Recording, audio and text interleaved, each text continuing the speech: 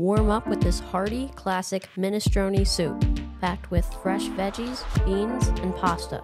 It's a comforting and nutritious dish that is easy to make and perfect for any season. Okay, for this recipe, we're just going to start off by making our mirepoix. All mirepoix is 50% onions, 25% celery, and 25% carrots.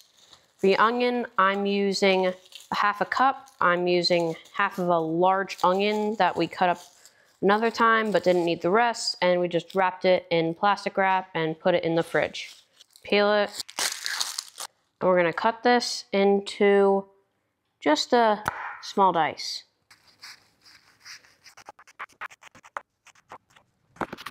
And we're just gonna add this to a bowl. Now let's chop our carrots. What we're gonna do is we're just gonna coarsely chop these. If you have small carrots, you can just cut them into small slices of them. And now we'll add these to our mirepoix bowl. Now for our celery, we'll do the same thing as the onions and carrots. I'm using about 3 small stalks, but just chop up about half a cup. To the bowl it goes. To a pan on medium-low heat, we're gonna add a little bit of olive oil or avocado oil. We're using avocado oil right now because we're focusing on choosing healthier options to eat, but olive oil works just as well. Our pan is heated. Now we're going to add our mirepoix.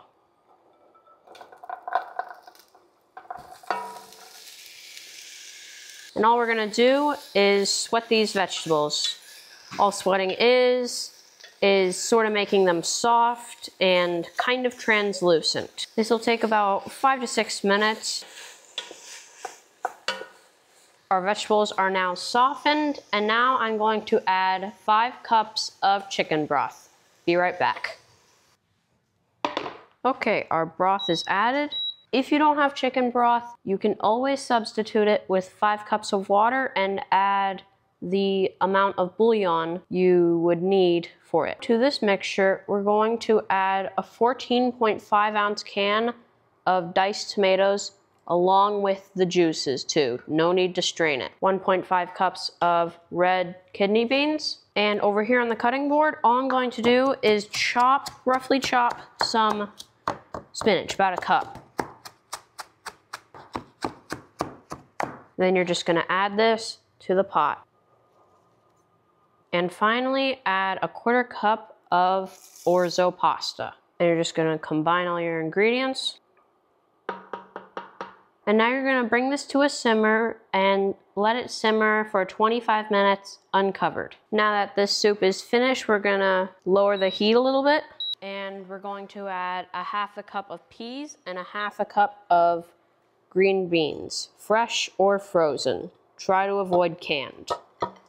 You want everything as fresh as possible in this soup. Add a half a cup of zucchini, and you're just gonna stir this until combined. Now you're gonna increase the heat a little bit again to a low heat for 10 to 15 minutes, or until the vegetables are softened.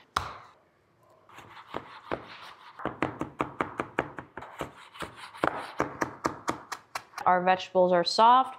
So now to this, we're going to add the zest of 1 lemon. Then we'll add a 1/4 cup of chopped parsley and 1 garlic clove. And now you're gonna combine all your ingredients. Now the next thing to do is to season it with some salt and pepper. Season it as you'd like. Add a little bit of salt and pepper here. Stir it in, taste it.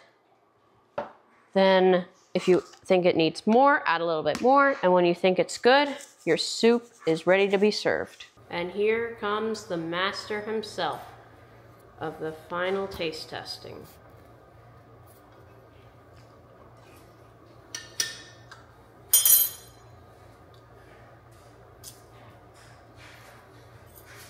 Always add a little bit of seasoning at a time. Stir it and taste, because everybody likes it differently. And the last thing you want to do is over salt it. Once you over salt something, you can't fix it. I don't care how much sugar you dump in it, it's not gonna get fixed. think it needs just a little bit more chicken bouillon, which, by the way, is just like a chicken seasoned salt. Overall, I think the consistency is well done. Good job, Aiden. Thank you.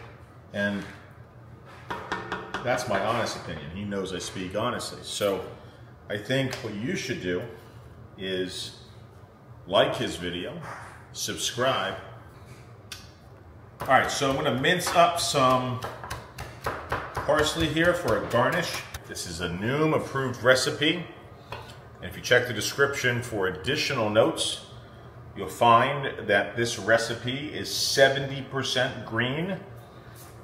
And if you paid attention to my first video, you'll understand that Noom color codes everything. Green is where you want to try and stick. Yellow, and then try to limit your reds. So we're just going to garnish it with a little bit of fresh parsley, even though there's parsley in it. And then some Pecorino Romano cheese. Tell me when to stop. Good. I was talking to the audience. I want to actually enjoy it. And now it is time to taste. I know what you're going to say. That's a lot of vegetables. I don't think it's going to taste that good. It looks too hearty. Well, it turns out all the flavors combined, that lemon, the garlic, and the parsley, and also the cheese as our garnish, it all meshes it all together that even the vegetables are delicious. If you enjoyed this recipe, like this video, subscribe to my channel, and we'll see you next Saturday.